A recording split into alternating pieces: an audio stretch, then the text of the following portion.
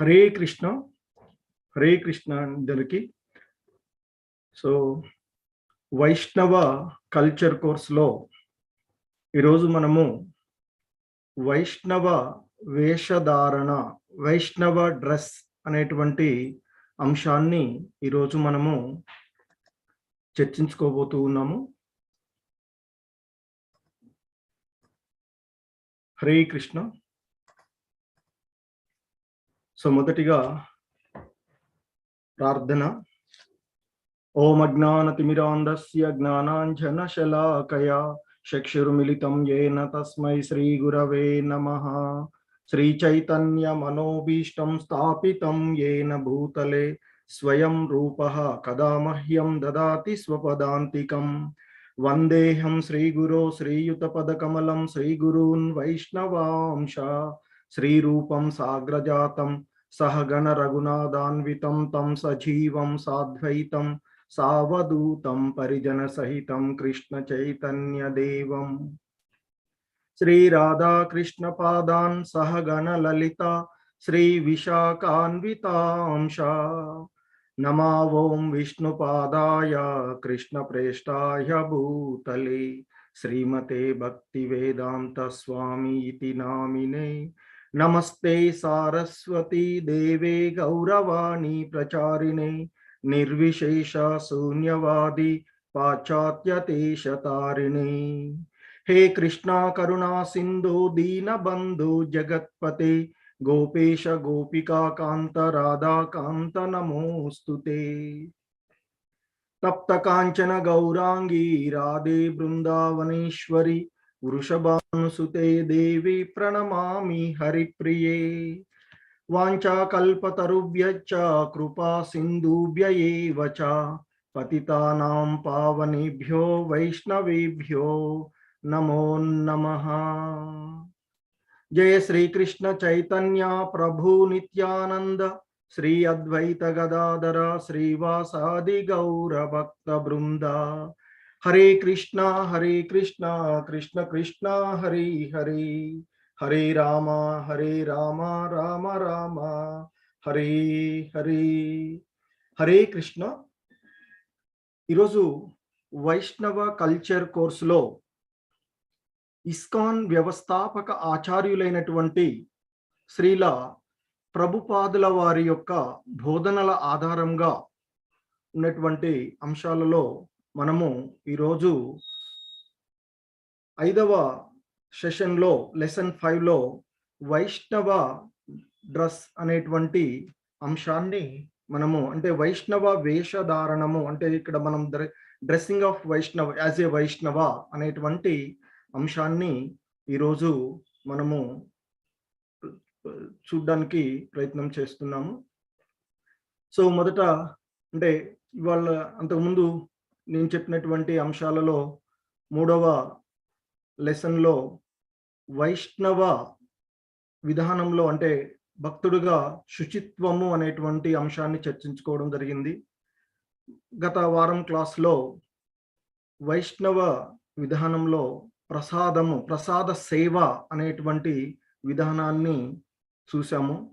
ఇక ఈరోజు సెషన్ 5లో వైష్ణవ వేషధారణము, అంటే వైష్ణవ డ్రెస్సింగ్ యాజ్ వైష్ణవ అనేటువంటి అంశాన్ని మనము చూడబోతూ ఉన్నాము. అయితే సాధారణంగా ఒక భక్తుడు మురికి లేదా అపరిశుభ్రమైనటువంటి వస్త్రాన్ని ఎన్నడూ కూడా ధరించకూడదు అని చెప్తూ ఉంటుంటారు. అలాగే ఉపయోగించినటువంటి వస్త్రాన్ని మళ్ళీ ఉతికి ఆరబెట్టకుండా అది ఉన్నట్లయితే అది అపరిశుభ్రంగానే పరిగణించబడుతూ ఉంటుంది. ఒకసారి మనము తీసి వదిలివేసినటువంటి వస్త్రం ఏదైతే ఉందో, అంటే దాన్ని ఇక ఉపయోగించిన తర్వాత దాన్ని ఉతికి ఆరబెట్టకుండా ఉన్నట్లయితే అది అపరిశుభ్రమైనటువంటి వస్త్రంగా భావించబడుతుంది.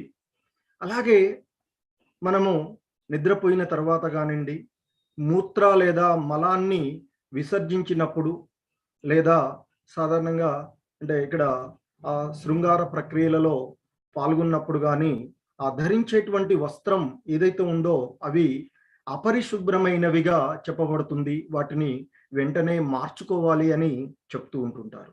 సో దాంతోనే మరలా ఇక ఇతర అంటే భక్తి కార్యక్రమాలలో పాల్గొనకూడదు అని చెప్తారు. అలాగే ఇంకా కొన్ని విషయాలను అంటే కొన్ని పదార్థాలను మనం టచ్ చేసినప్పుడు అంటే ద్రాక్ష రసం కానివ్వండి, మాంసము వంటివి, అలాగే రక్తంతో కూడినటువంటి లేదా మృతదేహాన్ని తాకినప్పుడు గాని, లేదా ఋతుక్రమంలో ఉన్నటువంటి స్త్రీలు వంటి వారిని ఏదైనా అన్‌క్లీన్‌గా ఉన్నటువంటి వారిని తాకినట్లయితే అప్పుడు వస్త్రం కూడా అపరిశుభ్రం అవుతుంది లేదా కలుషితం అవుతూ ఉంటుంది అని చెప్తూ ఉంటుంటారు.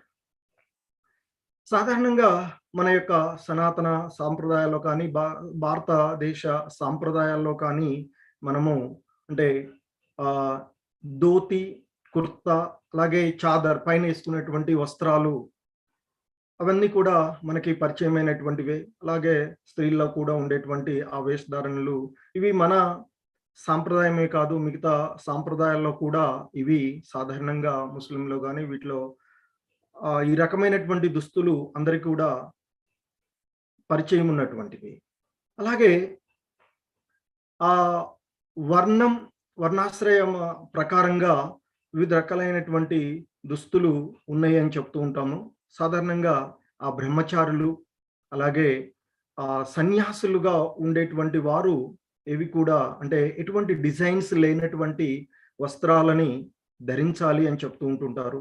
అలాగే సాధారణంగా ఈ మానవలోమైనటువంటి మనము ఈ శరీరాన్ని కప్పుకోవడానికి సాధారణంగా 2 ముక్కలుగా అంటే ఎగువ ఒక రకమైనటువంటి వస్త్రాన్ని, కింద మరొక వస్త్రాన్ని ఈ 2 రకాలైనటువంటి వస్త్రాలతో ఆ దేహాన్ని కవర్ చేయాలి అనేటువంటి సాధారణ విధానము. అలాగే దేవత అర్చన విధానంలో కూడా ఆ విధానంగానే ఉండాలి అని చెప్తూ ఉంటుంటారు. అప్పుడప్పుడు మనము వైష్ణవ వేషధారణం అంటే ఆ బాబాజీలు వేసుకునేటువంటి వస్త్రధారణ అవి కూడా వైష్ణవ ధారణ కిందకే వస్తూ ఉంటుంది. అలాగే కొన్ని ముఖ్యమైనటువంటి ఆలయాలలోనికి ప్రవేశించినప్పుడు అంటే రాధాకుండ లాంటి లేదా ఏదైనా వైష్ణవ ఆలయాలకి మనము పోయినప్పుడు ఆ ధరించేటువంటి వస్త్రాలు కూడా 2 ఉండేటువంటి వస్త్రాలుగా ధరించాలి అని చెప్తూ ఉంటుంటారు. ముఖ్యంగా స్త్రీలకు. అదే జెంట్స్‌కి అయినట్లయితే అంటే పురుషులకి ఒక వస్త్రంతో పంచతోనైనా వెళ్ళవచ్చు అనేటువంటి విషయాన్ని చెప్తూ ఉంటుంటారు. ముఖ్యంగా ఈ పవిత్రమైనటువంటి స్థలాలకు వెళ్ళినప్పుడు మనము వైష్ణవులు ఎప్పుడు కూడా ఇంతకుముందు చెప్పుకున్నాం శుచిత్వము అనేటువంటిది అంతర్గతంగాను మరియు బాహ్యంగాను ఉంటుంది అని చెప్తాం.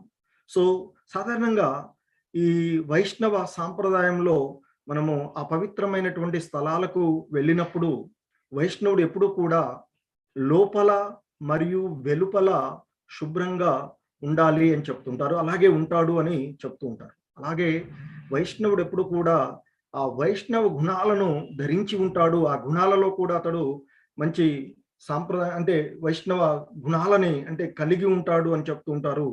సాధారణంగా ఒక సాధువు లేదా వైష్ణవులుగా చెప్పబడేటువంటి వారి యొక్క లక్షణాలు కూడా మనము భగవద్గీతలో కృష్ణ భగవానుల వారు తన భక్తుడు ఏ విధమైనటువంటి లక్షణాలను కలిగి ఉంటాడు, అలాగే భాగవతంలో కూడా ఆ భక్తుల యొక్క లక్షణాలు ఏ విధంగా ఉంటాయి అనేటువంటి అంశాలని మనం చాలా సార్లు విని ఉంటాము.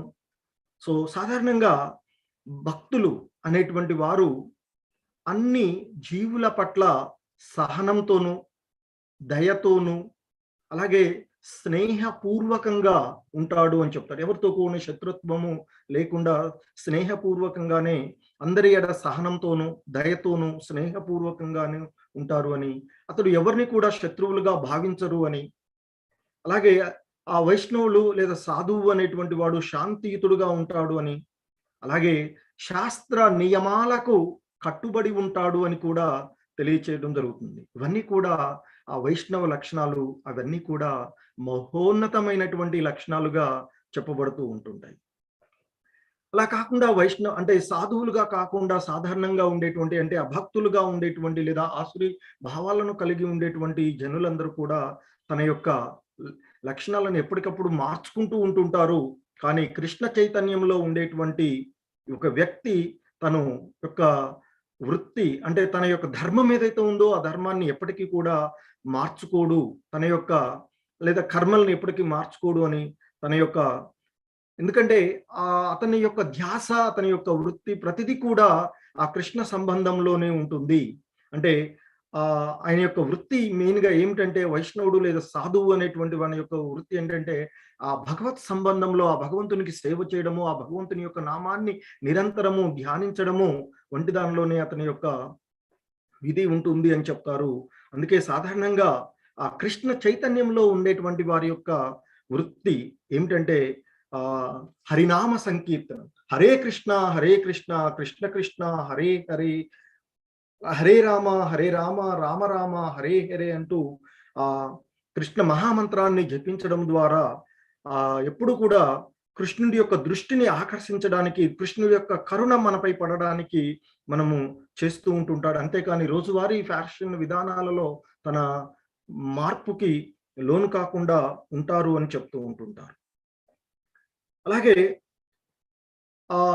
వైష్ణవులు అనేటువంటి వారు సాధారణంగా ఆ చైతన్యంలో ఉండేటువంటి వారు స్థిరంగా ఉంటారు అని, వారు ఎల్లప్పుడూ కూడా మనసు, దుస్తులు, అలాగే ఆహారం శుభ్రంగా ఉండాలని వారు ప్రయత్నం చేస్తూ ఉంటుంటారు అని, అలాగే ఇంకా చెప్తూ ఉంటారు వైష్ణవ సాంప్రదాయాల్లో ఈ పొడవాటి జుట్టును పెంచుకోవడం కానీ, అలాగే గడ్డం పెంచుకోవడం కానీ ఈ వైష్ణవ సాంప్రదాయాల్లో ఎక్కువగా పాటించరు. అంటే పెంచుకోకుండా ఎప్పుడు కూడా ఎయిర్స్ కట్ చేసుకోవడము, గడ్డం లేకుండా గడ్డాన్ని ఎప్పుడు కట్ చేసుకోవడము కృష్ణ చైతన్యంలో ఉండేవారు చెప్తూ ఉంటారు. అంతకుముందు అంటే ఇస్కాన్ వ్యవస్థాపక ఆచార్యులైనటువంటి శ్రీల ప్రభుపాదుల వారి యొక్క బోధనల కంటే ముందు చైతన్య మహాప్రభు బోధన తర్వాత కూడా గృహస్థులు సాధారణంగా జుట్టు పెంచుకోవడం, గడ్డం పెంచుకోవడం ఉండేవి అని చెప్తూ ఉంటుంటారు. కానీ ఇస్కాన్ వ్యవస్థాపక ఆచార్యులు శ్రీల ప్రభుపాదుల వారు ఇచ్చినటువంటి గైడ్ లైన్స్ ప్రకారంగా ఈ సాధువులు, వైష్ణవులు అనేటువంటి వారు ఈ తల అంటే వెంట్రుకలను ఎక్కువగా పెంచుకోకుండా ఉండడము, అలాగే గడ్డంను కూడా శుభ్రంగా ఉంచుకోవడము అనేటువంటిది వైష్ణవ వేషధారణలో ఒక భాగంగా చెప్తూ ఉంటుంటారు. ఇక మనకి ఈ కలియుగంలో కొన్ని అంటే అలాగే ఇంకా వైష్ణవ సాంప్రదాయాల్లో కొన్ని చెప్తూ ఉంటుంటారు. మామూలుగా వైష్ణవులుగా ఉండేటువంటి వాడు దుస్తులు ధరించి తిలకము, అలాగే మెడలో కంటిమాల, అలాగే గుండు, అలాగే ఇంకా కొంతమంది బ్రాహ్మణత్వాన్ని తీసుకున్నట్లయితే జంజం బ్రాహ్మణ దారము, ఇవన్నీ కూడా వైష్ణవ చిహ్నాలుగా ఉంటాయి అని చెప్తారు. అలా ఒకవేళ అవి ధరించి కూడా వైష్ణవుడిలాగా ప్రవర్తించకపోయినట్లయితే అతడు నిజానికి వైష్ణవుడు కాదు అని చెప్తారు. సో ఇక ఈ కలియుగంలో అటువంటి ఆ వైష్ణవ వేషధారణలో చాలా మంది ప్రాపంచిక వ్యక్తులు ఉన్నారు. అంటే ఈ భౌతిక ప్రపంచంలో అటువంటి వేషధార కపట ఆచార్యులాగా ప్రవర్తించేటువంటి వారు చాలా మంది ఉన్నారు అని దాన్ని శ్రీల భక్తి వినోద ఠాకూర్ల వారు వారి యొక్క అలాగే వారిని ఆ కలి శిష్యులు, ఈ కలి ప్రభావం మనకు తెలిసిందే కదా, అలా వేషధారణ మాత్రమే ధరించి మనకి భగవద్గీతలో భగవంతుడు చెప్తాడు కపట ఆచార్యులు అని చెప్తుంటారు. అలాగే ఎవరైతే ఇప్పుడు శ్రీల భక్తి వినోద ఠాకూరుల వారు చెప్తూ ఉన్నారు, అలా వైష్ణవ వేషధారణ ధరించి ఆ సాంప్రదాయాలని, ఆ గుణాలను వారు పాటించకపోయినట్లయితే వారు కలి శిష్యులుగా వర్ణించబడతారు అని, అటువంటి వారు ఎవరైతే ఉన్నారో వారి నకిలీ వైష్ణవులు అని, వారెప్పుడు కూడా డబ్బులతోనూ అలాగే స్త్రీలతోనూ సావాసం చేస్తూ ఉంటుంటారు. మరియు విజయవంతమైనటువంటి సక్సెస్ఫుల్ అయినటువంటి నియమ నిబంధనలను ఖచ్చితంగా పాటించేటువంటి వైష్ణవులను చూసి వారు అసూయ పడతారు అని, ఇక అటువంటి ఆ కపట ఆచార్య లేదా కలి శిష్యులుగా భావించబడేటువంటి వైష్ణవుడు వైష్ణవుడిగా ఉత్తీర్ణతను సాధించినప్పటికీ కూడా అతని యొక్క ఏకైక లక్ష్యము వ్యాపార ధారణని, అంటే ఆ వైష్ణవ వేషంలో డబ్బు సంపాదించడము అనేటువంటిదే అతనికి ఉంటుంది. అతడు కలి శిష్యుడు అని భక్తి వినోద ఠాకూర్ వారు చెప్పారు అని మనకి చైతన్య చరితామృతము మధ్యలీలలో 1వ అధ్యాయము 220 శ్లోకం భాష్యంలో కూడా ఆయన చెప్పబడుతూ ఉంటుంది. అలాగే ఈ వర్ణాశ్రమ ధర్మాలలో ఉండేటువంటి వారు వివిధ రకాలుగా వారికి ఉండేటువంటి నియమాల ప్రకారంగా వారి యొక్క ధారణ, వేషధారణ, వారు ఉండేటువంటి జీవన విధానము ఉండాలి అని కూడా చెప్తూ ఉంటుంటారు. అలాగే ఇక దేవతా అర్చన చేసేటప్పుడు కొన్ని ముఖ్యమైనటువంటి కొన్ని రకాలైనటువంటి డ్రెస్సులను వాడకూడదు అనే నిబంధనలు కూడా ఉంటాయని చెప్తారు. అంటే దేవతా ఆరాధన చేసేటప్పుడు కొన్ని రకాలైనటువంటి వస్త్రాలను ధరించకూడదని చెప్తారు. బాగా ముదురు రంగులో ఉండేటువంటి వస్త్రం అలాగే తడిగా ఉన్నటువంటి వస్త్రాన్ని కానీ, సరిగ్గా ధరించడానికి చాలా పొడుగ్గా ఉండేటువంటివి లేదా చాలా పొట్టిగా ఉండేటువంటి వస్త్రాలను కానీ, అలాగే కొన్ని కుట్టినటువంటి వస్త్రాలు, చిరిగినటువంటివి, అలాగే చిరిగినటువంటి గుడ్డలు ఉన్నటువంటివి, లేదా నూనె లేదా మురికితో తడిచినటువంటివి కానీ, కాలినటువంటి వస్త్రాలు కానీ, లేదా జంతువులు లేదా కీటకాలు నమిలినటువంటి వస్త్రాలు కానీ సాధారణంగా వారు అంటే ఆ దేవతా అర్చన చేసేటప్పుడు వాడకూడదు అని చెప్తూ ఉంటారు. అలాగే ఇక ఒక్కొక్కసారి పట్టు వస్త్రాలను ధరించినట్లయితే వాటిని వాష్ చేయకపోయినా కానీ ఎక్కువ సార్లు ధరించవచ్చు. అంటే ఆ నిర్దిష్టమైనటువంటి సమయంలో మాత్రమే వాటిని ధరించి ఆ తర్వాత తీసి వాటిని ఆరబెట్టిన తర్వాత మళ్ళీ వాటిని తిరిగి చాలా సార్లు ఆ విధంగా వాడవచ్చు అని చెప్తారు. అవి అంటే ఏవైనా అశుద్ధం అంటే అపరిశుభ్రమైనటువంటి వాటిని లేదా అపరిశుభ్రమైనటువంటి ప్రదేశాలలో వాటిని ధరించకపోయినట్లయితే వాటిని నీళ్లతో వాష్ చేయకపోయినా తిరిగి ఉపయోగించవచ్చు అని చెప్తూ ఉంటుంటారు. అలాగే దేవతా అర్చన చేసేటప్పుడు ముఖ్యంగా ఆ సింథటిక్ పదార్థాలుగాతో తయారు చేసినటువంటి వస్త్రాలను కూడా వాడకూడదు అని చెప్తూ ఉంటుంటారు. ఇంకా మనము ఇక ఈ వైష్ణవ డ్రెస్సింగ్ విధానాలలో హరే కృష్ణ స్క్రీన్ వస్తుంది కదా? హరే కృష్ణ ప్రభుజీ. వస్తుంది ప్రభుజీ. ఓకే, హరే కృష్ణ ప్రభు.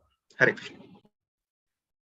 సో ఇక్కడ మనకి ఇస్కాన్ వ్యవస్థాపక ఆచార్యులైనటువంటి శ్రీల ప్రభుపాదుల వారి కొన్ని అంటే మనం ఈ వైష్ణవ సాంప్రదాయాలలో అలాగే ఈ డ్రెస్ విధానాలలో కొన్ని సూచనలు వారు ఇచ్చినటువంటి సూచనలు మనం చూసినట్లయితే వారు చెప్తూ ఉన్నారు. ఆధ్యాత్మిక అవగాహనలో ముందుకు సాగాలని కోరుకునేటువంటి వ్యక్తి సాధారణంగా మనకు మార్కెట్లో లభించేటువంటి సాహిత్యాన్ని చదవకుండా చాలా జాగ్రత్తగా ఉండాలి అని చెప్తూ ఉంటుంటారు. ఆయన చెప్తున్నారు ఇక్కడ, a person desiring to advance in spiritual understanding should be extremely careful to avoid reading ordinary literature. సాధారణ సాహిత్యం ఏదైతే ఉందో దాన్ని చదవకుండా చాలా జాగ్రత్తగా ఉండాలి అని. ఎందుకంటే మనం ఇప్పుడు చూస్తూ ఉంటుంటాం, పేపర్ ఓపెన్ చేయగానే అక్కడ జరిగేటువంటి ప్రాపంచిక విషయాలు, జరిగేటువంటి వివిధ రకాలైనటువంటి దారుణమైనటువంటి విషయాలు లేదా ఒకరినొకరు తిట్టుకునేటువంటి విషయాలు, అవన్నీ చదవడం ద్వారా మనసులో అనవసరమైనటువంటి అలజడి సృష్టించేటువంటి అవకాశం ఉంటుంది. కనుకనే ఆ సాధారణ సాహిత్యాన్ని అదంతా కూడా ఇప్పుడు మనకి లభించేటువంటి సాధారణ సాహిత్యం పేపర్స్ కానివ్వండి, ఎలక్ట్రానిక్ టీవీలు ఏదైనా ఓపెన్ చేసి చూస్తే చాలు ఇవే వస్తూ ఉంటుంటాయి. కనుక అటువంటి వాటితో నిండి ఉంటుంది. కనుక అటువంటి ఆ సాహిత్యము, వార్తాపత్రికలు, నాటకాలు, నవలలు, అలాగే ఇప్పుడు మనం చూస్తూ ఉంటుంటాం సీరియల్స్కి ఎగబడి ఉంటుంటాం. మనం టైం వస్తే ఒక్కొక్కసారి కొంతమంది అనుకోవచ్చు ఇవన్నీ కూడా వదిలేసి కూడా ఆ సీరియల్స్ కు అటాచ్ అయి ఉంటుంటారు.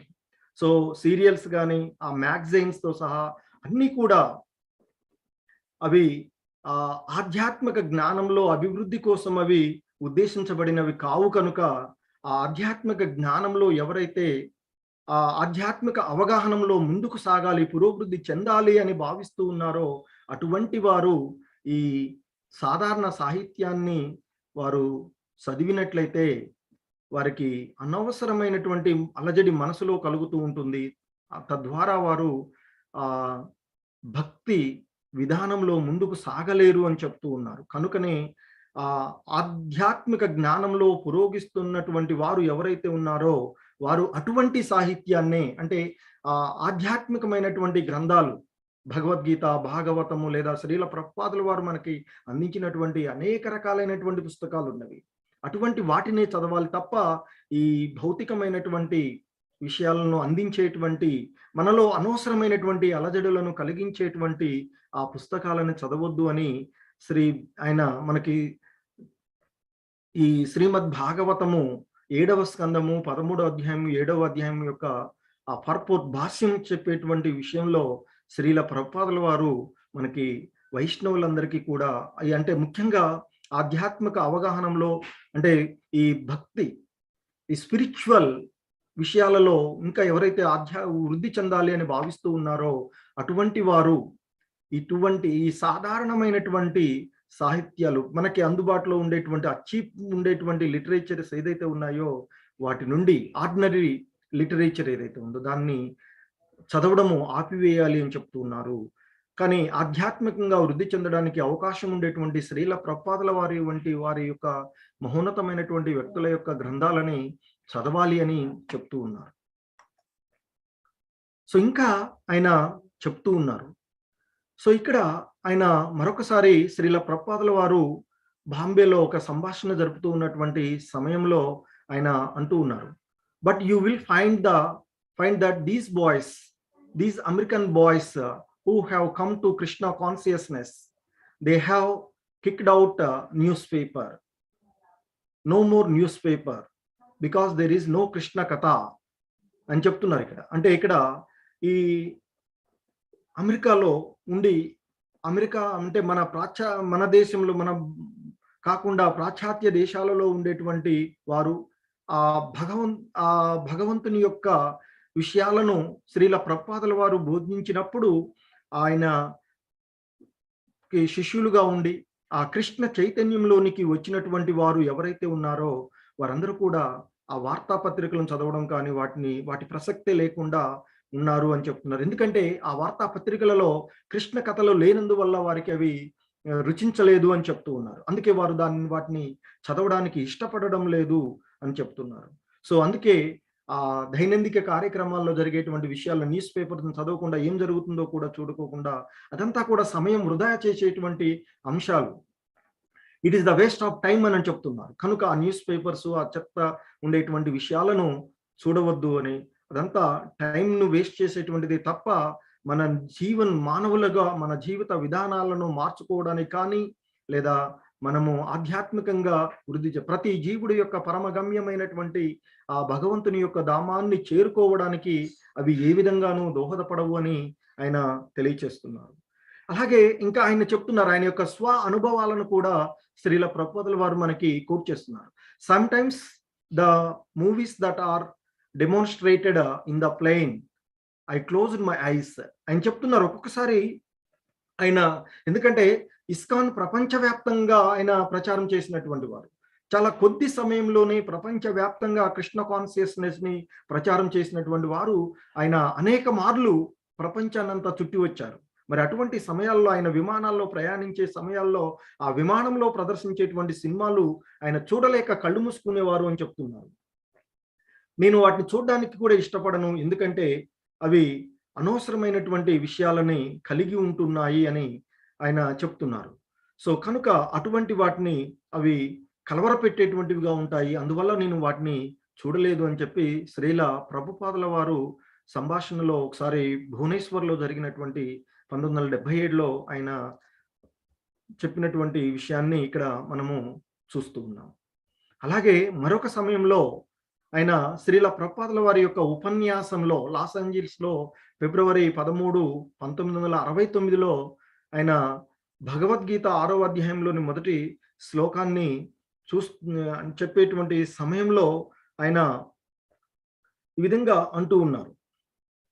ఇక ఆయన ఎందుకంటే ఆ పాశ్చాత్య దేశాలలో అక్కడ ఉండేటువంటి వారందరూ కూడా వారు ఆ పబ్బులకు వెళ్ళి అక్కడ నాట్యాలు చేయడం, అంటే డాన్సింగ్ చేయడము, ఎగరడము, అవన్నీ చేస్తూ పాటలు పాడడము అవన్నీ చేస్తూ ఉంటుంటారు. మరి అటువంటి వారి కోసం ఆయన చెప్తూ ఉన్నారు.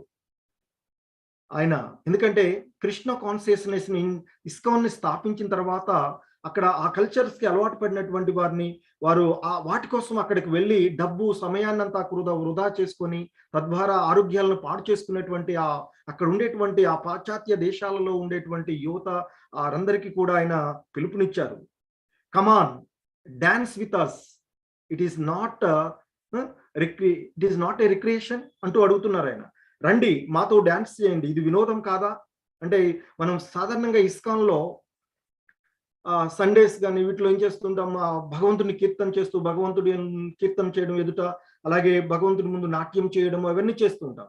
సో అది జరుగుతుంది కాబట్టి అవి చూసి వారందరికీ కూడా ఆయన చెప్తున్నారు, రండి మాతో డాన్స్ చేయండి, ఆ భగవంతుడి ముందు నృత్యం చేయమని చెప్తున్నారు. ఇది కూడా వినోదమే కదా. మరియు మీరు అలసిపోయారనుకోండి, ఇక్కడ మనకి సండే ఫీస్ట్ ఉంటుంది కదా, సో ఆయన అంటున్నాడు ప్రసాదం తీసుకోండి, మరి ఇంతకంటే ఎక్కువ వినోదం ఏం కావాలి మీకు? ఏంటి మీ సమాధానం? మీరేం కావాలి, ఇంతకంటే ఏం కావాలని కోరుకుంటున్నారు అంటూ ఆ పాశ్చాత్య దేశాలలో ఉండేటువంటి వారందరినీ కూడా ఆయన కృష్ణ కాన్షియస్నెస్ వైపుకి ఆయన మరలించినటువంటి వారు. ఆయన చెప్తున్నారు అది ఇంతకంటే ఎక్కువ వినోదం మీకు ఎక్కడ ఉంది? మీరు డాన్స్ చేస్తున్నారు, అనేక నృత్యాలకు వెళ్తారు, అలా వెళ్ళి డాన్స్ చేయడానికి, నృత్యాలు చేయడానికి, అలా అక్కడ పాటలు పాడడం, వారితో ఎగరడానికి, ఇవన్నీ చేయడానికి మీకు అక్కడ మీరు మీ డబ్బును వృధా చేసుకుంటున్నారు. మేము డబ్బును వృధా చేయం అంటే మేము వసూలు చేయట్లేదు మా సంస్థలో, ఇస్కాన్ సంస్థకి వచ్చినట్లయితే. సో ఇక్కడ మీరు మాతో కలిసి వచ్చి ఆ వినోదం కోసం మీరు జపిస్తే చాలు, ఆ భగవంతుని యొక్క నామాలను జపిస్తే చాలు, మీకు వినోదంతో పాటు ఆ జీవుడి యొక్క పరమగమ్యమైనటువంటి ఆధ్యాత్మిక జ్ఞానం కూడా మీకు లభిస్తూ ఉంటుంది. ఆ కృష్ణ చైతన్యంలో మాకు సంగీతం అంటే భగవంతుడి ముందు సంగీతం అంటే పాటలు చేయాలి, అలాగే డ్యాన్స్ కావాలి, ఇదంతా మీకు ఉంది. ఇవన్నీ మీరు మీ యొక్క వాద్యాలు ఏదైతే మీ ఇన్స్ట్రుమెంట్స్ ఉన్నాయో వాటితో మీరు వచ్చేసి ఇక్కడ డ్యాన్స్ చేయవచ్చు. ఇది ఆచరణాత్మకమైనటువంటి వినోదము అని చెప్తున్నారు. So particularly this is a system of recreation only అని చెప్తున్నారు ఆయన. సో ఇది వినోద వ్యవస్థ. మీరందరూ కూడా మాతో పాటు వచ్చేసి ఎటువంటి మీ డబ్బును వృధా చేసుకోకుండా, అలాగే మీ సమయం కూడా వృధా కాదు. ఎందుకంటే ఆధ్యాత్మికంగా జీవుడు ఆ భగవంతుని సంబంధంలో గడపడం ద్వారా ఈ భౌతిక విషయాల నుండి దూరంగా ఉండి ఆధ్యాత్మికంగా జీవుడి యొక్క పరమగమ్యాన్ని చేరుకోవడానికి అది దోహదపడుతుంది. కనుక మీకు ఇది చాలా దోహదపడుతుంది అంటూ ఆయన చేశారు.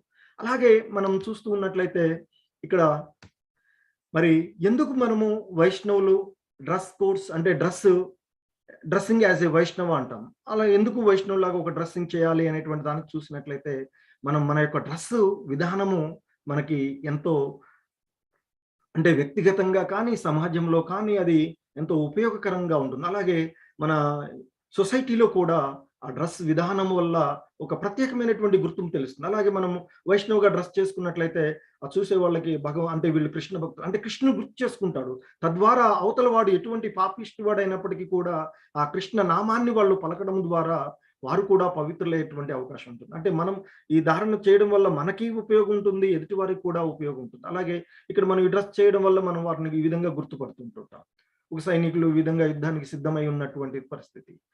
సో అలాగే వేరు వేరు ఫంక్షన్స్ లో ఉండేటువంటి డ్రెస్ల ద్వారా మనము వారిని రాని ఇట్లా వెళ్ళడము ఇవన్నీ కూడా గుర్తుపడుతుంటాం. అలాగే వర్క్ వీటికి సంబంధించినటువంటివి, అలాగే ఒక కమాండర్ డ్రెస్ వల్ల అతనికి తనలో ఉండేటువంటి ఒక పౌరుషం కానీ ఇవి కానీ ఉంటూ ఉంటాయి. సో సాధారణంగా చూస్తూ ఉంటే ఒక డ్రెస్ చూడగానే మనకి ఏం జరుగుతుంది, అక్కడ ప్రదేశం ఏంటి, అదేంటి అని తెలుస్తుంది. అలాగే స్కూల్ విషయాలలో కూడా అంటే అక్కడ డ్రెస్ వల్ల అక్కడ ఉండేటువంటి పిల్లలందరూ కూడా సమానత్వంగా ఉండడము, వారికి ఆ విషయాలపైన అవగాహన ఉండడం ఇంట్లో ఉన్నప్పుడు వేరుగా ఉంటుంది డ్రెస్ లేకుండా. సో ఒకసారి డ్రెస్ ఉన్నట్లయితే వారి యొక్క భావనలో కూడా వారి యొక్క మనస్సుపై కూడా ఆ ప్రభావం పడుతూ ఉంటుంది. మనస్సు వారిపైనే కాకుండా సొసైటీ పైన కూడా. అలాగే పర్టికులర్ సందర్భంలో ప్రత్యేకమైనటువంటి డ్రెస్సులు కూడా అవి మనకి సూచికలుగా తెలియజేస్తూ ఉంటుంటాయి. సో అలాగే ఒక విజయ ర్యాలీ జరిగేటప్పుడు ఈ విధంగా ఆ డ్రెస్ అనేటువంటిది, అలాగే వైష్ణవ డ్రెస్ అనేది మనకి తెలిసిపోతుంది వెంటనే ఒక సాంప్రదాయమైనటువంటి విషయాల్లో ఈ డ్రెస్సులు. సో ఇక ఆయన చెప్తూ ఉన్నారు, శ్రీల ప్రభుపాదుల వారి యొక్క సంభాషణ అక్టోబర్ 8, 1975 డర్బన్లో ఆయన యొక్క సంభాషణలో శ్రీల ప్రభుపాదుల వారు ఈ విధంగా తెలియచేస్తూ ఉన్నారు. కాషాయ వస్త్రాలు, గుండు అంటే ఆ గుండు తల, మనం తలలోని ఎంట్రుకలు తక్కువగా ఉండడం, లేదా ఎంట్రుకలను షేవ్ చేసేసి విధం, అవన్నీ కూడా అవసరం లేదు. అయినప్పటికీ అవి మంచి మానసిక పరిస్థితిని సృష్టిస్తాయి. ఎందుకంటే సైనికుడు సరిగ్గా దుస్తులు ధరించినప్పుడు అతని శక్తి పొందుతాడు, మరి అతను సైనికులా భావిస్తూ ఉంటుంటాడు. అలాగే అదే కాదు, ఒకవేళ ఆ యూనిఫామ్ లో లేకుండా ఉంటే పోట్లాడలేడంటే పోట్లాడగలుగుతాడు, కానీ ఆ స్పిరిట్ కానీ అవి కానీ వస్తూ ఉంటాయి. అలాగే ఇక్కడ మనం వైష్ణవులుగా మనసులో శుభ్రంగా ఉంటే పర్వాలేదు కదా, మనసులో మనం భక్తి చేస్తే పర్వాలేదు కదా అనేటువంటి భావనలో ఉంటుంటాం. అందుకే ఆయన అంటూ ఉన్నారు, కాషాయ వస్త్రాలు ధరించడం కానీ, లేదా ఎంట్రుకలు కట్ చేసుకుని ఉండడం కానీ, ఇవన్నీ అవసరం లేదు. కానీ అవి ధరించడం వల్ల మానసికమైనటువంటి పరిస్థితులను సృష్టిస్తాయి, మానసికంగా ఆహ్లాదకంగా ఉంటుంది, ఆ విషయాలపైన మనకి ఒక శుచిత్వం వస్తుంది అంతర్గతంగా కూడా అనేటువంటి ఎందుకంటే బాహ్యంగా శుభ్రత లేనప్పుడు అంతర్గతంగా ఉండలేము. సో కనుకనే ఆ డ్రెస్ అవసరం అవుతుంది అని చెప్తూ ఉన్నారు. అందుకే ఆ భగవంతుని యొక్క కృష్ణ చైతన్యంలో ఎప్పుడు కూడా అది మనము అంటే డ్రెస్సే కొలమానంగా చెప్పలేము, కానీ ఒక నిర్దిష్టమైనటువంటి పద్ధతిలో దుస్తులను ధరించాలి, అలాగే ఒక నిర్దిష్టమైనటువంటి పద్ధతిలో తినాలి అనేటువంటివి ఆ కృష్ణ చైతన్యంలో, ఈ ISKCON లో మీకు సూచించబడుతుంది అంటూ ఆయన డివోటీస్ ని ఉద్దేశించి ప్రసంగించినటువంటి ఆ సంభాషణ చేసినప్పుడు సందర్భాల్లో అంటే చెప్తూ ఉన్నారు ఆయన. అలాగే ఇంకా ఆయన అంటూ ఉన్నారు ఇక్కడ అని చెప్తున్నారు, the foolish rascals they says what is the necessity of this, that no this is necessary, you must always remain dressed like a Vaishnava. అదే ఇంతకుముందు చెప్పారు, ధరించకపోయినా పర్లేదు, కానీ కొంతమంది ఆ దుష్టులు ఎవరైతే ఉన్నారో ఈ డ్రెస్ అవసరం ఏంటి, మేము మానసికంగా మంచిగానే ఉంటాం కదా, అంతర్గతంగా బాగానే ఉంటాం కదా అని అంటూ ఉంటారు. లేదు, ఇది అవసరమే, ఆ డ్రెస్సింగ్ కూడా అవసరమే అవుతుంది. మీరు ఎల్లప్పుడూ కూడా ఆ వైష్ణవ వేషధారణలోనే ఉండాలి అంటూ ఆయన తెలియచేస్తున్నారు. అది అవసరమే. ఎందుకంటే అక్కడ ఆయన సంభాషణలో పక్కన ఉన్నటువంటి వారిని చూడండి ఎంత అందంగా ఉందో, ఎలా లేకపోతే వారు ఈ విధంగా మనల్ని ఆకర్షిస్తారా అంటూ ఉన్నారు. అంటే నిజంగా కూడా మన యొక్క డ్రెస్ మంచిగా ఉన్నప్పుడు ఎదుటి వారి యొక్క దృష్టి కానీ అంటే ఆకర్షణ ఉంటుంది. అలా మనం వైష్ణవ్ ధరించడం వల్ల ఆ భగవంతుని గుర్తు చేసుకుంటూ ఉంటారు వారు. సో కాబట్టి మనము ఆ పబ్లిక్ గా ఉండేటువంటి విషయాల్లో ఆ డ్రెస్సులు ధరించడం వల్లనే మనకి కొంత, అంటే డ్రెస్ లేకపోయినా అంత ఖచ్చితమని కాకపోయినా డ్రెస్సు అనేటువంటిది ముఖ్యమే అని చెప్తున్నారు. ఇంకా ఆయన చెప్తున్నారు, ఆయన ఒక ప్రభుపాదుల వారు గోపాలకృష్ణ అనేటువంటి వారికి లెటర్ రాసినటువంటి ఆ సందర్భంలో శ్రీల ప్రభుపాదుల వారి యొక్క లెటర్లో ఆయన చెప్తున్నారు, దుస్తులకు సంబంధించి మీరు పబ్లిక్ తో వ్యవహరించడానికి వీలైనంత తెలివిగా దుస్తులు ధరించవచ్చు. అంటే దుస్తుల విషయాల్లో శ్రీల ప్రభుపాదుల వారు ఎటువంటి ఖచ్చితమైనటువంటి నియమాలను ఆయన అంటే ఖచ్చితంగా పాటించాలి అని చెప్పట్లేదు కొంతవరకు. ఎందుకంటే అవసరాన్ని బట్టి, మీ యొక్క అవసరాలను బట్టి ఆయన చెప్తున్నారు, మీ యొక్క పరిస్థితులకు అనుకూలంగా దుస్తులను మీరు ధరించవచ్చు అని. అయితే మీరు ఖచ్చితంగా కృష్ణ చైతన్యంలోనే ఉండాలి అని ఆయన చెప్తున్నారు. అలాగే ఆయన చెప్తున్నారు, అక్కడ ఉండేటువంటి సాంప్రదాయాలలో ఆయన అమెరికాకి అక్కడ ఉన్నటువంటి ఆ సాంప్రదాయాల్లో ఆయన చెప్తూ ఉంటారు. ఎందుకంటే అక్కడ ఉండేటువంటి పరిస్థితులకు అనుకూలంగా అవసరమైనప్పుడు నేను కూడా అటువంటి దుస్తులను ధరిస్తాను అంటే ఆయన చెప్తున్నారు. ఎప్పుడు కూడా మామూలుగా ఈ కుర్తా ధోతీల్లోనే ఉండాల్సినట్టు అంటే పరిస్థితులకు అనుకూలంగా ఆ విధంగా కూడా వస్త్రధారణ చేసుకోవచ్చు అనేటువంటి విషయాన్ని ఆయన చెప్తూ ఉన్నారు. అలాగే సార్వభౌమ భట్టాచార్యుల వారు కూడా పరిస్థితులకు అనుకూలంగా ఆయన విధమైనటువంటి ఆ అవసరానికి అనుకూలమైనటువంటి డ్రెస్ ధరించడం జరిగింది. సో ఆయన చెప్తున్నారు, ప్రతాపరుద్ర రాజుకి ఆ సార్వభౌమ భట్టాచార్యులు ఇచ్చినటువంటి సూచనలను బట్టి మనము మన యొక్క ఈ డ్రెస్ విధానాన్ని కూడా సులభతరం చేసుకోవచ్చు. అలాగే అంటే డ్రెస్సులను అవసరానికి ఒక్కొక్కసారి అవసరాన్ని బట్టి మార్చుకోవచ్చు అని చెప్తున్నారు. అలాగే ఎందుకంటే అక్కడ పాశ్చాత్య దేశాలలో ఉండేటువంటి వారిని మనము ఇక్కడున్నటువంటి ఈ కాషాయ వస్త్రాలు ఇవి ధరించి వారి దగ్గరికి వెళ్తే వారంత ఈజీగా రిసీవ్ చేసుకునేటువంటి అవకాశం తక్కువగా ఉంటుంది. కనుక ఆ కృష్ణ చైతన్యాన్ని ప్రచారం చేయడానికే వారిని భక్తి సూత్రాలను ఉల్లంఘించకుండా ఆయన ముఖ్యంగా చెప్తున్నారు, వేషధారణ అంటే డ్రెస్ మీరు ఆ విధంగా వేసుకున్నా పర్వాలేదు, కానీ ఆయన ఇంకా చెప్తున్నారు ఆయన, so they are not breaking the devotional principles. ఆ ప్రిన్సిపల్స్ కి అంటే చైతన్యం కృష్ణ చైతన్య సూత్రాలను ఉల్లంఘించకుండా వారు చేయవచ్చు ఉద్యమాన్ని. ఆ ప్రచారం చేయడం కోసం ఆ పాశ్చాత్యమైనటువంటి దుస్తులలోకి అవసరం వచ్చినట్లు మీరు మార్చుకున్నట్లయితే నాకేమీ అభ్యంతరం లేదు అంటూ ఆయన చెప్తూ ఉన్నారు. అలాగే ఇంకా ఈ కృష్ణ చైతన్యంలో దీన్ని ప్రచారం చేయకుండా ఉండడానికి సాధారణంగా ఇప్పుడు ఉన్నటువంటి ఈ కలియుగంలో ఆసురీ స్వభావాలు కలిగినటువంటి వారందరూ కూడా వ్యతిరేకిస్తూ ఉంటుంటారు. కనుక దానికోసం ఆయన చెప్తూ ఉన్నారు. ఇక్కడ ఆ శ్రీమద్ భాగవతం 7వ స్కందం 5వ అధ్యాయం 7వ శ్లోకంలో భాష్యం చెప్పేటప్పుడు శ్రీల ప్రభుపాదుల వారు చెప్తున్నారు ఆయన, కృష్ణ చైతన్య బోధకులు తమ వైష్ణవ వేషంలో లేదా మరేదైనా వేషంలో ముందుకు సాగవచ్చు బోధించేటువంటి ఉద్దేశంతోనే. అది నిజాయితీ గల వ్యక్తి గొప్ప మోసగాడితో వ్యవహరిస్తే మోసం చేసే ఉద్దేశంతో కాకుండా బోధన విజయవంతం చేయడానికి అతను కూడా మోసగాడుగా మారవచ్చు అంటూ చెప్తున్నారు. అంటే ఇక్కడ మోసగాడిని మోసం చేయడానికి కాదు, అతన్ని కూడా కృష్ణ చైతన్యంలోనికి మార్చడానికి అతన్ని కూడా మనము అతని ధోరణిలోనే వెళ్ళి చేయవచ్చు అని చెప్తారు. ఇది చాణక్య పండితులు వారు చెప్పినటువంటి విషయాన్ని భాష్యంలో మనకి శ్రీల ప్రభుపాదుల వారు కోట్ చేయడం జరిగింది. ఎందుకంటే చాణక్య పండితుల వారు చాణక్య నీతి అంటుంటాం, ఆయన చెప్తారు మోసంగా ఉండేటువంటి వారిని ఈ చైతన్య అంటే వారిని మోసం చేయడానికి కాదు, భక్తి మార్గంలోనికి వారిని తీసుకురావడానికి మనం కూడా మోసపూరితమైనటువంటి విషయాలను ఆచరించినా తప్పు లేదు. అంటే అది భక్తిలో మార్చడానికే చేస్తున్నా, అతనికి మంచిగా చేయడానికి, ఆ ప్రీచింగ్ సక్సెస్ఫుల్ అవడానికే చేస్తూ ఉన్నాం కాబట్టి అది సరైనదే అని చెప్తూ ఉన్నాను. ఇంకా శ్రీల ప్రభుపాదుల వారు చెప్తున్నారు, in my opinion clean saved బ్రహ్మచారీస్ గృహస్థాస్ in saffron robes look like angels from the Vaikuntha. ఆయన చెప్తున్నారు, ఎవరైతే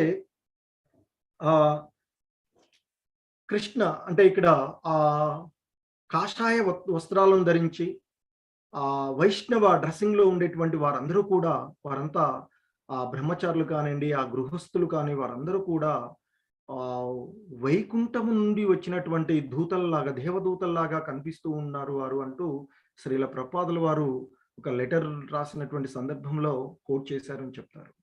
అలాగే ఇక మనము ఈ డ్రెస్సింగ్ విషయంలో ముఖ్యమైనటువంటి అంశము తిలక. ఆ తిలకాన్ని మనం ఏ విధంగా ధరించాలి, మరి ఆ తిలకం యొక్క ఉద్దేశం ఏమిటి అనేటువంటి దాన్ని శ్రీల ప్రభుపాదుల వారి యొక్క మాటల్లో ఆయన చెప్పినటువంటి ఉపన్యాసాల్లో మనం చూసినట్లయితే, ఆయన రాసినటువంటి లెటర్స్ వీటిలలో చూస్తే ఆయన చెప్తున్నారు, I have no objection if members of the society dress like nice American gentlemen, but in all circumstances, a devotee cannot avoid tilaka, flag on the head, and beads on neck. These are essential features of Vaishnava అంటూ ఆయన చెప్తూ ఉన్నారు. అంటే ఇక్కడ కృష్ణ చైతన్య సంఘ సభ్యులు ఎవరైనా వారు అమెరికాలో అక్కడ ఉండేటువంటి వారు ధరించేటువంటి దుస్తులు ధరించినా నాకు ఎటువంటి అభ్యంతరం లేదు. ఎందుకంటే అక్కడ ఆయన ప్రచారం మొదట అక్కడి నుంచే ప్రారంభించారు కాబట్టి తన శిష్యులతో ఆయన ఆ విధంగా అంటూ ఉన్నారు. కానీ ఎట్టి పరిస్థితులలోనూ భక్తుడు తిలకము, ఆ తలపై ఉండేటువంటి పిలక, అలాగే మెడలో ఉండేటువంటి ఆ పూసల దండ అంటే కంటిమాల పెట్టుకోకుండా ఉండకూడదు. అవి వైష్ణవిజానికి అవసరమైనటువంటి లక్షణాలు అవి. సో ఆయన డ్రెస్ విషయంలో మనకి కొంత వెసులుబాటు ఇచ్చారు, కానీ తిలక ధరించడంలో కానీ వెనక పిలక ఉంచడం కానీ లేక ఈ కంటిమాల ధరించడము అనేటువంటి విషయాల్లో ఆయన ఎప్పుడూ కూడా గట్టిగానే మనకి సూచిస్తున్నారు. ఖచ్చితంగా వాటిని ధరించవలసిందే అని తెలియచేస్తూ ఉన్నారు. ఇంకా ఆయన చెప్తూ ఉన్నారు. ద తిలకాస్ ఆన్ ఫోర్ హెడ్ అంటే చెప్తున్నారు ఆయన. నుదుటి పైన మరియు ఇతర శరీర భాగాల పైన ఉన్నటువంటి తిలకాలు ఏవైతే ఉంది ఇది రాధాకృష్ణుడు కృష్ణుల యొక్క దేవాలయాలకు ప్రతీకగా ఉంటుంది. ఆ దేవుడికి ప్రతీకగా ఉంటుంది మనకి అని చెప్తున్నారు. అంటే మన శరీరంలో ఉండేటువంటి అన్ని భాగాలపైన తిలకాన్ని ధరించడం ద్వారా అన్ని వైపుల నుండి కూడా ఆ భగవంతుడు మనల్ని రక్షిస్తాడు అని చెప్తున్నారు. అలాగే తిలకాన్ని ధరించినటువంటి విధానం వల్ల చూసేటువంటి వారు మనము వైష్ణవులుగా పిలువబడతాము, వైష్ణవులుగా గుర్తిస్తారు. కాబట్టి ఆ తిలకము, ఆ పూసల అంటే కంటిమాల ఇవి ఖచ్చితంగా అవి ధరించవలసిందే అంటూ శ్రీల ప్రభుపాదుల వారు ఈ విషయాల్లో మనకి వెసులుబాటు ఇవ్వట్లేదు. అంటే ఖచ్చితంగా పాటించవలసినటువంటి నియమాలను ఆయన సాధారణంగా చెప్తూ ఉన్నారు. సో సాధారణంగా మనము ఆ తిలకాన్ని మన వంటి పైన ధరించేటువంటి ఈ విషయాల్లో ఎడమ చేతి వైపుకు అరిచేతిలోకి ఆ గంధాన్ని తీసుకుంటాం. తీసుకొని దాన్ని నీళ్లు కలిపేసి ఈ వేలుతో ఈ విధంగా మనము తీసుకోవడం జరుగుతూ ఉంటుంది. సో అయితే ఈ తిలకాన్ని ధరించడము అనేటువంటిది చాలా ముఖ్యమైనటువంటి అంశంగా చెప్తున్నారు. అంటే తిలకం పెట్టుకోవడము ఆ భక్తులందరికీ కూడా అత్యవసరము అని మనకి తెలియచేస్తూ ఉన్నారు వైష్ణవ సాంప్రదాయాల పుస్తకాల్లో. ఆ తిలకము అనేటువంటిది పవిత్రత అలాగే సంరక్షణ రెండింటికి కొరకు కూడా అది అవసరం అని చెప్తారు. ఇంతకుముందు అనుకున్నాం ఆ తిలకము అన్ని వైపుల నుండి మనం అన్ని వైపుల తిలకాలను ధరించడం ద్వారా ఆ భగవంతుడు అంటే ముందు వైపు అలాగే సైడ్స్ హ్యాండ్స్ పైన అలాగే వెనుక నుండి ఆ తిలకాన్ని మనం ధరించడం వల్ల అన్ని వైపుల నుండి కూడా రక్షణ మనకి లభిస్తుంది అని చెప్తారు. అలాగే అందమైనటువంటి అలంకరణ చేసుకున్నటువంటి వారిని సాధారణంగా మనం అంతా కూడా విష్ణు భక్తులు, విష్ణు ప్రియ అంటే ఈ అలంకరణ ప్రియుడు అని చెప్తాం. విష్ణు అందరూ కూడా వారిని విష్ణు భక్తులుగా గుర్తించడం జరుగుతూ ఉంటుంటుంది. అలాగే సాధారణంగా ఇక్కడ మనం ఏంటంటే కొంత ఈ సమాజంలో మనము కొంత బాధాకరమైనటువంటి విషయం ఏంటంటే తిలకం ధరించిపోతే లేదా మన వర్కింగ్ ప్లేస్లలోకి పోతే కొంతమంది ఎదుటివారు మనల్ని ఒక రకంగా చూస్తారు అనేటువంటి భావనతో ఈ తిలకాన్ని తర్వాత పిలక కానీ ఇవి ధరించకుండా ఉండడము సాధారణంగా జరుగుతూ ఉంటుంది. సో కానీ ఇవి ధరించడం వల్ల మనకి అందంగా ఉండడమే కాకుండా ఆ భగవంతుడి యొక్క రక్షణ కూడా మనకి ఉంటూ ఉంటుంది అని చెప్తారు. ఆ గోపీ చందనాన్ని ధరించడం అనేటువంటిది చాలా అవసరము అని చెప్తారు. సో సాధారణంగా మనము ఆ దేహంపై ఆ తిలకాన్ని పెట్టుకునేటప్పుడు మనము ఒక క్రమమైనటువంటి పద్ధతిలో పెట్టుకోవాలని చెప్తారు. అలాగే కొన్ని మంత్రాలను ఉచ్చరిస్తూ ఆ దేహం అంతా కూడా తిలకాన్ని ధరించడం జరుగుతుంది. మొదటగా ఓం కేశవాయ నమః అంటూ నుదుటి పైన తిలకాన్ని ధరిస్తారు. రెండవది ఓం నారాయణాయ నమః అంటూ కడుపు మధ్య భాగంలో మనము ఆ తిలకాన్ని ధరించాలి అని చెప్తారు. మూడవది ఓం మాధవాయ నమః అంటూ కంఠం కింద తిలకాన్ని వక్షస్థలంలో తిలకాన్ని ధరించాలి అని చెప్తారు. అలాగే ఓం గోవిందాయ నమః అంటూ కంఠం కింద మనం తిలకాన్ని ధరించాలి అని, అలాగే ఓం విష్ణవే నమః అని ఉదరానికి కుడి పక్కన ఓం విష్ణవే నమః అంటూ ఇక్కడ ఇది సో ఇక్కడ ఉదరానికి కుడి పక్కన భాగంలో మనము ధరించాలి అని, అలాగే ఓం మధుసూదనాయ నమః అంటూ కుడి భుజ జబ్బ ఏదైతే ఉందో దాని కింద మధుసూదనాయ నమః అంటూ ఇక్కడ చేయాలి అని చెప్తారు. అలాగే ఓం త్రివిక్రమాయ నమః అంటూ కుడి జబ్బ పైన పెట్టుకోవాలి అని, అలాగే ఓం వామనాయ నమః అంటూ ఇక్కడ ఆ ఉదరం ఎడమ వైపున ఇక్కడ వామనాయ నమః అంటూ ఇక్కడ పెట్టుకోవాలని, అలాగే ఓం శ్రీధరాయ నమః అంటూ జబ్బ కింది భాగంలోను, ఓం ఋషికేశాయ నమః అంటూ జబ్బ ఎడమ జబ్బకు పై భాగంలో మనం తిలకాన్ని ధరించాలి అని చెప్తారు. అలాగే ఓం పద్మనాభాయ నమః అంటూ ఆ మెడ కింది భాగంలో మనము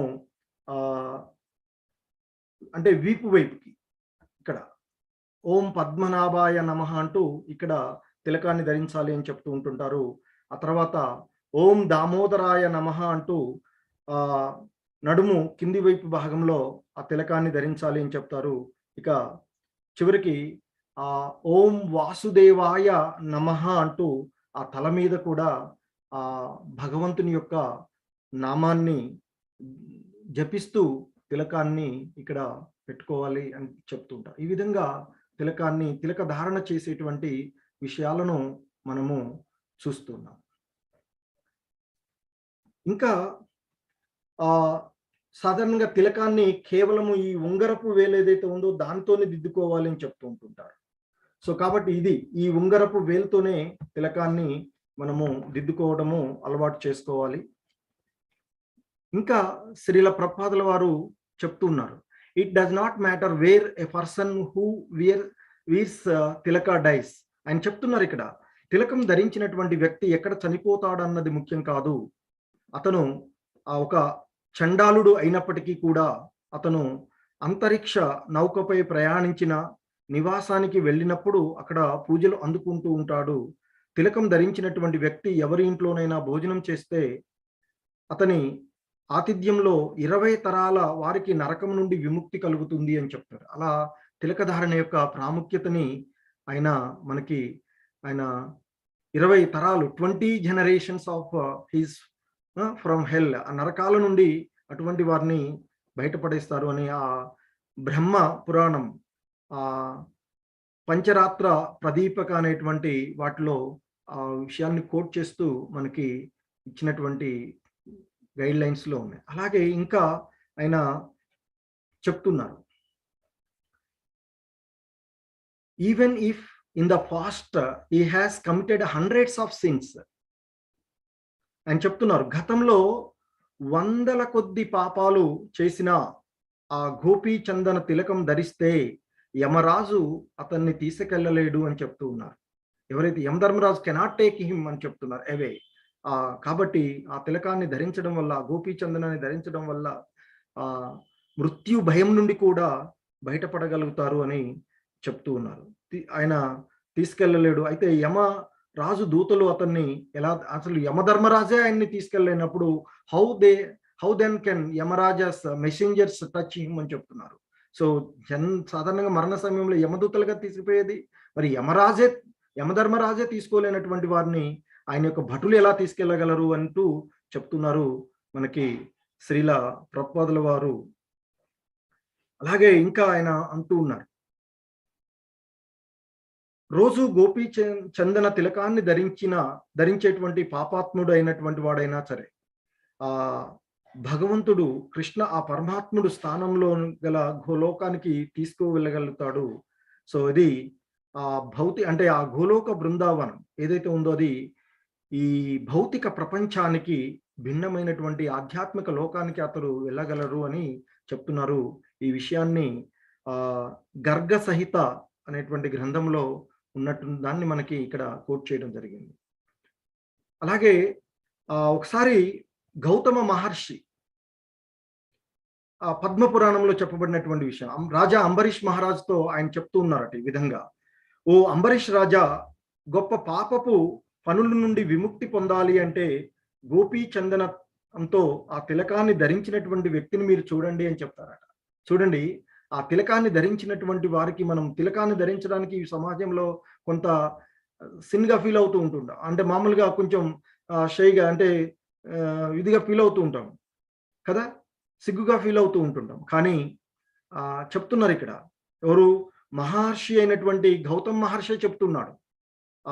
మరీ గొప్ప భక్తుడైనటువంటి మహారాజా అంబరీష్తో చెప్పారు ఏమని, ఓ గొప్ప, అంటే ఇక్కడ ఓ అంబరీష్ రాజా, గొప్ప పాపపు పనుల నుండి ముక్తి పొందాలంటే గోపీ చందనంతో తిలకాన్ని ధరించినటువంటి వ్యక్తిని చూడండి అని చెప్తున్నారు. కాబట్టి అలా ఆ తిలకాన్ని ధరించినటువంటి వ్యక్తిని చూడటంతో కృష్ణ పరమాత్ముడు మనకు గుర్తు రావడమే కాదు, దాంతోపాటు ఆ చూసినటువంటి వారు, ధరించినటువంటి వారు ఇంతకుముందే చెప్పుకున్నాం, యమధర్మరాజే టచ్ చేయలేనటువంటి పరిస్థితి అని చెప్పుకున్నాం. మరి ఇక యమభట్లు ఎలా అన్నారు, ఇక చూడండి చూసినటువంటి వాళ్ళకు కూడా, అంటే ఆ తిలకాన్ని ధరించినటువంటి వారికి కూడా మంచి జరుగుతూ ఉంటుంది అని చెప్తున్నారు. అంటే వారి యొక్క పాపపు చర్యల నుండి వారు బయటపడగలుగుతారు అని చెప్తున్నారు. సో కాబట్టి అది ఆ తిలకం యొక్క ప్రాధాన్యత. సో ఆ విధంగా చెప్తున్నారు. ఇక వైష్ణవ డ్రెస్ యొక్క ప్రాధాన్యతను గురించి అలా విధంగా అలాగే వైష్ణవ డ్రెస్సెస్ లో ఉండేటువంటి అంశాన్ని మనకి శ్రీల ప్రభుపాదుల వారు శ్రీమద్ భాగవతము 6వ స్కందము 18వ అధ్యాయము 50వ శ్లోకం యొక్క భాష్యంలో ఆయన ఈ విధంగా చెప్తున్నారు. కశ్యప ముని advised his wife not to go out onto the streets unless she was well decorated and well dressed అని చెప్తున్నారు. అంటే ఇక్కడ ఆయన చెప్తున్నారు, ఆ కశ్యప ముని తన భార్యను చక్కగా అలంకరించుకుని అని చెప్తున్నారట. అలా అలంకరించుకుంటే తప్ప వీధిలోకి వెళ్ళవద్దు అని ఆయన సలహా కూడా ఇచ్చారట.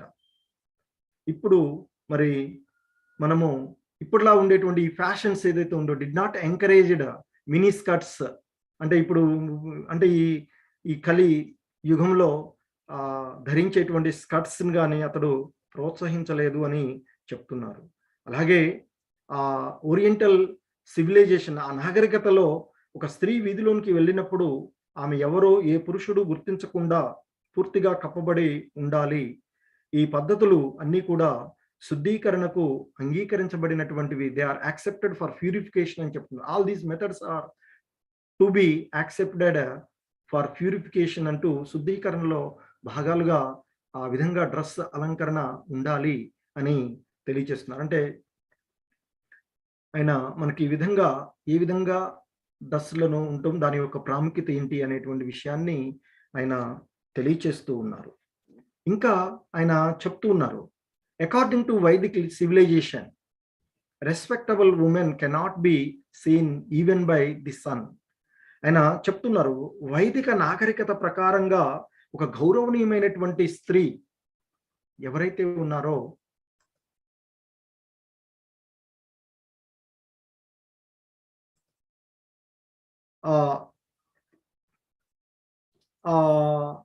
అటువంటి అంటే గౌరవనీయమైనటువంటి స్త్రీ సూర్యుడు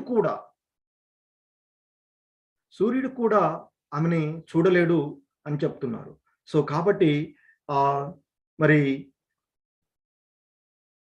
సూర్యుడు మరి ఎలా చూడలేడు అని అంటే అది ఆ విధంగానే ఉంటుంది. వారి యొక్క డ్రెస్, వారి యొక్క పరిశుద్ధత వల్ల గౌరవనీయమైనటువంటి వాటిని ఆ సూర్యుడు కూడా చూడలేడు. ఆ సూర్యుడు ఒక పురుషుణ్ణి లేదా స్త్రీని చూడ్డానికి కష్టపడతాడు అని చెప్తారు. అవును, అది ఖచ్చితమే. అంటే ఆ సూర్యుడు కూడా చూడలేడు. సూర్యుడు కూడా అటువంటి వారిని, ఆ వేషధారణ ఉన్నటువంటి చూడడానికి అంటే వెంటపడాల్సి వస్తుంది, అంటే చూడడానికి ప్రయత్నం చేయాల్సి వస్తుంది. అయినా అటువంటి వారిని ఎలా చూడగలుగుతారు అంటే ఆ పవిత్రతను కలిగినటువంటి వారిని ఆయన ఎలా చూడగలుగుతారు అంటూ ఆయన చెప్తూ ఉన్నారు మనకి ఇక్కడ. ఇంకా ఆయన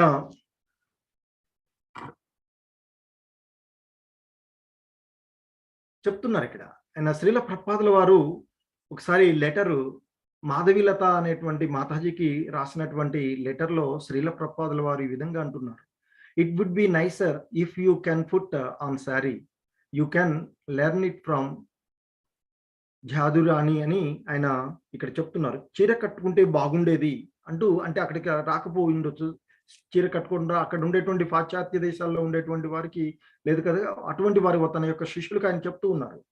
సో చీర కట్టుకుంటే బాగుండేది, జాదీవురాణి అని మాతాజీ దగ్గర నేర్చుకో, నువ్వు మంచి అమ్మాయిలా, అంటే అట మనకి you must remain like a nice girl, అంటే ఇక్కడ స్త్రీతత్వం కానీ స్త్రీలు ఆ విధంగా ధరించి ఉండడం వల్ల ఆ విధంగా కనిపిస్తారు అని ఆయన ఆ దుస్తులు మరియు స్వరూపం సమాజం యొక్క సామాజిక సమావేశానికి అంటూ ఆయన ఆ డ్రెస్ యొక్క ప్రాధాన్యతని ఆయన తెలియచేయడం జరిగింది శ్రీల ప్రభుపాదుల వారు. అలాగే ఒకసారి శ్రీల ప్రభుపాదుల వారు సంభాషణ జరిగేటువంటి కన్వర్జేషన్స్, సంభాషణ జరుగుతూ ఉన్నటువంటి పరిస్థితులలో ఆయన చెప్తున్నారు శ్రీల ప్రభుపాదుల వారు, అంటే అవతల ఆయన అడిగినటువంటి దానికి సమాధానంగా, అవును, అయితే ఈ అమ్మాయిలు వారు భారతీయ పద్ధతిలో దుస్తులు ధరించినప్పుడు వారు మరింత అందంగా కనిపిస్తారు, ఇది మీరు ఒప్పుకోవలసినటువంటి అంశమే కదా అంటే ఆయన అంటున్నారు. ఎస్, అంటే అవతల వ్యక్తి ఆయన్ని అడిగినటువంటి వారు, అంటే మిస్టర్ చెనిక్వ్యూ అనేటువంటి ఆయన అడిగినప్పుడు దానికి సమాధానంగా చెప్తున్నట్టున్నారు శ్రీల ప్రభుపాదుల వారు. సో అమ్మాయిలు శారీస్లో ఎంతో మంచి అందంగాను ఉంటారు. సో ఈ విషయాన్ని మీరు ఒప్పుకోవాల్సినటువంటిది, దేవతల్లాగా కనిపిస్తూ ఉంటుంటారు కనుక ఆ విషయాన్ని మీరు ఒప్పుకోవాల్సిందే అంటూ ప్రపాదుల వారు ఆయన్ని అడిగినటువంటి వాటికి సమాధానంగా చెప్తూ డ్రెస్ యొక్క విలువలను, ఆయన మనకి వైష్ణవ డ్రెస్ యొక్క ప్రాముఖ్యతను, దాని యొక్క విలువలను కూడా తెలియచేస్తూ ఉన్నారు. ఇంకా ఆయన చెప్తున్నారు, so we should be known as seven-headed, not long hair headed. This is a discriminancy.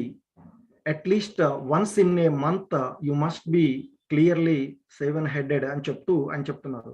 మనల్ని సాధారణంగా ఈ పొడువాటి ఎంటుకలతో కాకుండా గుండుతల ఉన్నవారిగా గుర్తించాలి అని ఆయన చెప్తూ ఉన్నారు. ఎందుకంటే ఇక్కడ ఇది ముఖ్యమైనటువంటి అంశము. సో అంటే పురుషుల్లో ఎప్పుడు కూడా ఆ షేవ్డ్ హెడ్గా ఉండాలి అని చెప్తున్నారు. అలాగే ఆయన చెప్తున్నారు, కనీసం నెలకు ఒకసారి ఆ ఎయిర్స్ని లేకుండా హెడ్ షేవ్ చేసుకోవాలి అని చెప్తున్నారు. అలాగే ఆయన పూర్ణమి రోజున ప్రకాశవంతమైనటువంటి పక్షాన, అంటే ఏకాదశి తర్వాత 4 రోజుల తర్వాత వచ్చేటువంటి శుక్లపక్షంలో అవి నెలకొకసారి తప్పనిసరిగా జెంట్స్ వేషధారణలో ఎంట్రుకలను పొట్టిగా చేసుకోవడం కనీసం లేదా పూర్తిగా తీసుకోవడం చేయాలి అని చెప్తున్నారు. అలాగే ఇంకా వైష్ణవ సాంప్రదాయాలలో ఆయన ఇంకా చెప్తున్నారు, అన్లెస్ అబ్సల్యూట్లీ నెససరీ, అంటే అత్యవసరమైతే తప్ప తల షేవ్ ఖచ్చితంగా, అంటే మన ఎంట్రుకల్లో తక్కువగా ఉంచుకోవడం, అంటే జుట్టుని పొడవుగా పెరగనివ్వకూడదు అని చెప్తూ ఉన్నారు. ఖచ్చితంగా అవసరమైతేనే అలా ఉండాలి తప్ప అవసరమైతే ఖచ్చితంగా అవసరమైనప్పుడు డ్రెస్ విషయంలో కొంత వెసులుబాటు ఇస్తూ ఉన్నారు. కానీ చిన్న జుట్టుతోనూ ఉండాలి అని చెప్తున్నారు తప్ప పొడవాటైనటువంటి జుట్టు ఏదైతే ఉందో అది నిషిద్ధము అని చెప్తున్నాడు. అలాగే ఆ జుట్టు అలా పెంచుకున్నట్లయితే హిప్పీ కల్చర్ ఉండేది అప్పట్లో. అక్కడ ఆయన శ్రీల ప్రభుపాదుల వారు ఇస్కాన్ ప్రారంభించినటువంటి ఆ సమయంలో హిప్పీలతోనే ఆయన ప్రారంభించినటువంటి వారు. సో ఆయన చెప్తూ ఉన్నారు, ఎవరైనా ఖచ్చితంగా జుట్టును తక్కువగా చేసుకోవాలి. ఒకవేళ పొడవాటి జుట్టు ఉన్నవాడు నా శిష్యుడు కాకపోవడమే మంచిది. అలా కాకపోవడానికి కారణము అతడు ఈ వైష్ణవ సూత్రాలకు వ్యతిరేకంగా పనిచేస్తున్నటువంటి వాడైతాడు. ఒకవేళ అవసరమైతే తప్ప ఈ జుట్టుని ఎప్పుడూ కూడా చిన్నగానే ఉంచుకోవాలి అని. కాకపోతే అమెరికన్ జెంటిల్మెన్స్ లాగా డ్రెస్సులు వేసుకోవడంలో ఎటువంటి నిషేధం లేదు అంటూ శ్రీల ప్రభుపాదుల వారు దృష్టకేతు అనేటువంటి ఆయనకి రాసినటువంటి లెటర్లో సూచించడం జరిగింది. ఇంకా ఆయన చెప్తున్నారు, గృహస్థ గురించి చెప్తున్నారు. సాధారణంగా ఆ గృహస్థులు ఎవరైతే ఉన్నారో ఆ గృహస్థ పురుషులు తెలుపు రంగు వస్త్రాలను ధరించాలి అని చెప్తారు. అలాగే స్త్రీలకు రంగు చీరలు ధరించవచ్చు అని చెప్తున్నారు. అలాగే యాగాలు చేసేటప్పుడు మొదలైన వాటిలో మంగళకరమైనటువంటి భావించేటువంటి పసుపు వస్త్రాన్ని ధరించాలి అని చెప్తారు. సాధారణంగా ఆయన చెప్తున్నారు, in India our householder devotees men are all wearing white clothes and they all look very very nice అని చెప్తున్నారు. సో కాబట్టి ఆయన చెప్తున్నారు, భారతదేశంలో మన గృహస్థులైనటువంటి భక్తులు పురుషులు అందరూ కూడా తెల్లని వస్త్రాలు ధరిస్తారు మరియు వారందరూ చాలా అందంగా కనిపిస్తారు ఈ తెల్లని వస్త్రాలలో అంటూ శ్రీల ప్రభుపాదుల వారు ఒక సంభాషణ జరిపిన, అంటే లేఖ రాసినటువంటి లెటర్లో ఆయన ఆ విధంగా సూచించడం జరిగింది. అలాగే సో ఈ విధంగా ఈ వస్త్రధారణ విషయాల్లో చేయించాము. ఇక కొన్ని యాక్టివిటీస్ మీకోసం ఇచ్చినటువంటి వాటిలో మన యొక్క ఇవి చేయించమన్నారు. సమయాభావం వల్ల మీరు వీటిని మీ యొక్క వైష్ణవ, అంటే డ్రెస్, ఒకవేళ వైష్ణవ డ్రెస్ లేని సందర్భాలలో మీకు ఇండివిజువల్గా వ్యక్తిగతంగా, అంటే ఒక సాంప్రదాయమైనటువంటి డ్రెస్సులు ధరించినప్పుడు మన పరిస్థితి ఎట్లా ఉంటుంది సమాజంలో, అవి లేనప్పుడు ఎలా ఉంటుంది అనేటువంటి అంశాలను మీరు ఒకసారి గుర్తు చేసుకొని మీరు ఆ విషయాలను ఒక పేపర్ పైన రాసుకోవాల్సిందిగా అందరినీ రిక్వెస్ట్ చేస్తున్నాము. వింటున్నటువంటి వైష్ణవులందరికీ కూడా ఇక్కడ. సో వైష్ణవ ఇండివిజువల్స్ అంటే వ్యక్తిగతంగా వైష్ణవులకు ఈ అంటే ఫలితాలు ఈ వైష్ణవ డ్రెస్సు ధరించినప్పుడు ధరించినప్పుడు ఎటువంటి ప్రభావాలు మీరు లోనవుతున్నారు, ఎటువంటి వాటిలో మీరు అనుభవాలు పొందారు, అలాగే మనం ఆ వైష్ణవ డ్రెస్లో ఉన్నప్పుడు ఇస్కాన్ కమ్యూనిటీలో మీకు కలిగినటువంటి అనుభూతులు, అలాగే వైష్ణవ డ్రెస్ ధరించినప్పుడు ఆ ఇస్కాన్ కమ్యూనిటీలో మనకి కలిగేటువంటి విషయాలు, అలాగే కృష్ణ చైతన్యాన్ని బోధించేటప్పుడు బోధకులుగా ఉన్నటువంటి వాళ్ళు ఎవరైనా ఉన్నట్లయితే ఆ కృష్ణ చైతన్యాన్ని బోధించేటప్పుడు ఆ డ్రెస్లో ఉంటే మనలో కలిగేటువంటి అనుభూతులు, అలా లేనప్పుడు ఉండేటువంటి అనుభూతులు, వీటిని కూడా ఒకసారి అందరూ కూడా గుర్తు చేసుకొని వీలైతే వాటిని కొంచెం చర్చించుకుందాము. సో ఇంకా ఆయన ఇక ఈ అధ్యాయాన్ని ముగించే ముందు కన్క్లూజన్గా కృష్ణ భగవానుల వారి అంటే కృష్ణ చైతన్యాన్ని గురించి ఆయన తెలియజేస్తూ వైష్ణవ సాంప్రదాయాలను తెలియజేస్తూ ఆయన కంటే ముందు అనేక మంది స్వామీజులు పాశ్చాత్య దేశాలకు వెళ్ళడము జరిగింది. సో వాటి గురించి ఆయన ప్రస్తావిస్తూ ఆయన సాంప్రదాయాలని వారు చేసినటువంటి విషయాలను కూడా ఆయన ఇక్కడ మనకి తెలియచేస్తూ ఉన్నారు. శ్రీల ప్రభుపాదుల వారు రాసినట్టు అంటే సంభాషించినటువంటి సమయంలో మాయాపూర్లో 1973 జూన్ 14న ఆయన ఉంచినటువంటి ఉపన్యాసంలో ఈ విధంగా చెప్తున్నారు. Before me so many swamijis went there, they did not give but they took something and came here and advertised themselves as foreign returned sannyasi and exploited the people. They lost even their original dress. Everyone knows I have never changed my dress, rather I have given the dress to foreigners and they have taken it. So Srila ప్రభుపాదుల వారు ఆయన చేసినటువంటి నిజంగా వాస్తవానికి ఆయన దాదాపుగా 70 సంవత్సరాల వయసులో చాలా తక్కువ ఎకనామికల్గా ఉన్నటువంటి పరిస్థితులలో ఆయన అక్కడికి వెళ్ళి మన యొక్క సాంప్రదాయాలను ఒక స్థితప్రజ్ఞుడులాగా, అలాగే ఏ విధంగా అయితే మనకు భగవద్గీతలో శ్రీకృష్ణ భగవానుల వారు చెప్తారు, తామరాకు నిరంతరం నీటిలో ఉన్నప్పటికీ కూడా ఏ విధంగా అయితే నీటితో అది అంటదో అదే మాదిరిగా ఆయన కంటే ముందు చాలా మంది స్వామీజీలు ఆ పాశ్చాత్య దేశాలకు వెళ్ళడం జరిగింది, కానీ వారేమీ కూడా వారికి ఇవ్వలేదు అని చెప్తున్నారు.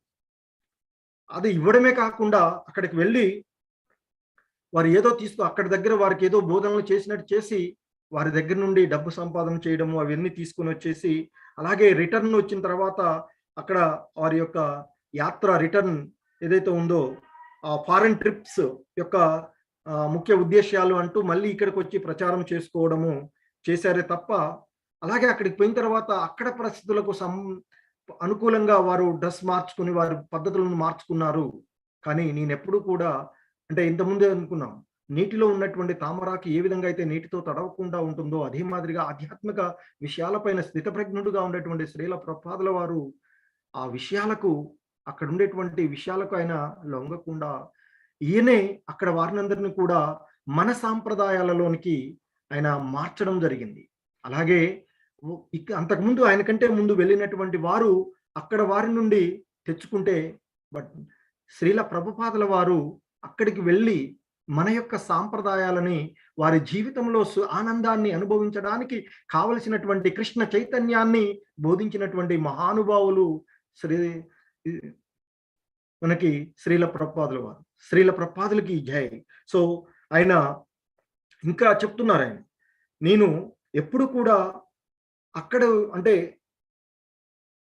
డ్రెస్సెస్లో కాంప్రమైజ్ అవ్వలేదు, ఇంకా బదులుగా నేనే అక్కడ వాళ్ళకి డ్రెస్సులను అలవాటు చేశాను, అక్కడ వాళ్ళకి మన యొక్క ఆధ్యాత్మిక విషయాలను నేర్పించాను, ఈ విషయాల వైపు వారు మరలే విధంగా చేశాను అంటూ అక్కడ వారినందరినీ కూడా మన సాంప్రదాయ పద్ధతుల్లోనికి మార్చినటువంటి జగద్గురువుగా ఉండేటువంటి శ్రీల ప్రభుపాదుల వారికి జై. శ్రీల ప్రభుపాద్కి జై. హరే కృష్ణ.